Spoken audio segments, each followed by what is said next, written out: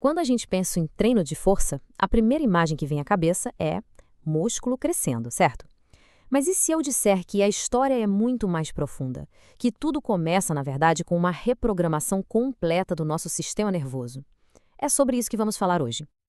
Então, fica a pergunta: para ficar mais forte, basta ter músculos maiores? Essa é uma ideia super comum, né? Mas a resposta é bem mais fascinante e complexa do que parece. E ela nos leva para um lugar bem inesperado. Pois é, a resposta é não. A verdadeira origem da força não está no bíceps, mas sim aqui, no cérebro. Ele é o grande maestro, o centro de comando onde as mudanças mais importantes e, principalmente, as primeiras mudanças acontecem. E a ciência confirma isso. Olha que dado interessante. Nas primeiras semanas de um novo treino, a maior parte dos ganhos de força não vem do aumento do músculo, vem de adaptações neurais. Ou seja, o corpo fica mais forte antes mesmo do músculo crescer de fato. Isso aponta direto para o sistema nervoso. Ok, então vamos começar pelo começo, pelo centro de comando. O que exatamente acontece lá no cérebro quando ele começa a aprender a levantar peso? A diferença é gritante, como a gente vê aqui. Um cérebro não treinado, digamos assim, ele opera com um freio de mão puxado. É o que chamamos de inibição cortical. Ele se autolimita. E a comunicação com os músculos tem muito ruído sináptico, tipo uma ligação de celular com um sinal ruim. Agora, um cérebro treinado, ele aprende a soltar esse freio e a limpar essa linha. É literalmente como fazer um upgrade da internet de escada para fibra ótica. A comunicação fica cristalina, rápida e muito mais potente. E esse processo todo tem um nome técnico: facilitação do córtex motor. Mas traduzindo, é basicamente o cérebro ficando craque em conversar com os músculos. A prática leva à perfeição, e isso vale até para os nossos neurônios. Mas como essa conversa melhora na prática? Bem, um dos protagonistas dessa história é uma substância chamada BDNF. Pense no BDNF como um adubo para células cerebrais, que é liberado durante o exercício. Ele ajuda a construir e a fortalecer essas novas estradas neurais, deixando a comunicação entre o cérebro e os músculos cada vez mais sólida. Certo, o comando saiu do cérebro com um sinal forte e claro. Agora, vamos seguir essa ordem descendo pela grande autoestrada do corpo, a medula espinhal. Vamos ver como esse sinal é refinado no caminho. E é aqui que a mágica continua. Nesse trajeto, acontecem várias otimizações. As unidades motoras, que são os interruptores dos músculos, são acionadas mais rápido. O corpo aprende a não contrair músculos que atrapalham o movimento. O resultado de tudo isso?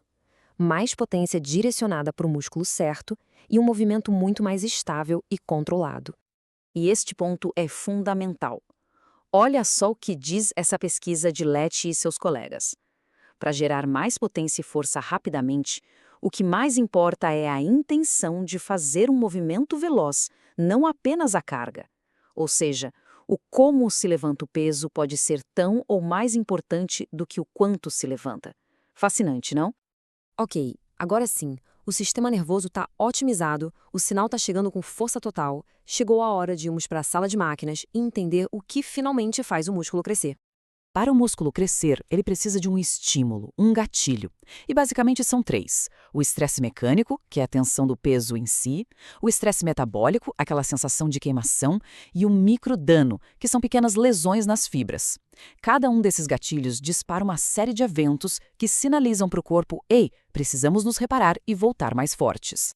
O processo de reparo é incrível e pode ser resumido em 3 passos. Primeiro, o treino causa esses microdanos. Segundo, isso funciona como um alarme que ativa as células satélite que ficam ali de prontidão. E terceiro, essas células entram em ação, se fundem com as fibras danificadas, ajudam a consertar o estrago e, no processo, fazem o músculo crescer. E quem organiza toda essa obra de reconstrução é uma via bioquímica chamada mTOR. Pensa na mTOR como um mestre de obras da construção muscular. O estresse do treino liga esse mestre de obras, que então coordena todo o processo de usar proteínas para construir mais músculo. Agora que a gente já entendeu toda a ciência por trás, vamos para a parte prática. Como usar todo esse conhecimento para treinar de forma inteligente, de acordo com cada objetivo. Esse resumo é super útil. A gente vê claramente que para cada objetivo existe uma estratégia. Que a força máxima, cargas bem pesadas, com um movimento controlado. O foco é potência, cargas moderadas, mas com um movimento explosivo, rápido. E para resistência, cargas mais leves, com mais repetições. A palavra-chave aqui é especificidade. E o poder da especificidade é real. Para ter uma ideia, dados de várias pesquisas, o que chamamos de meta-análises, mostram que treinar com cargas pesadas pode aumentar a força máxima em cerca de 35% em média em poucas semanas.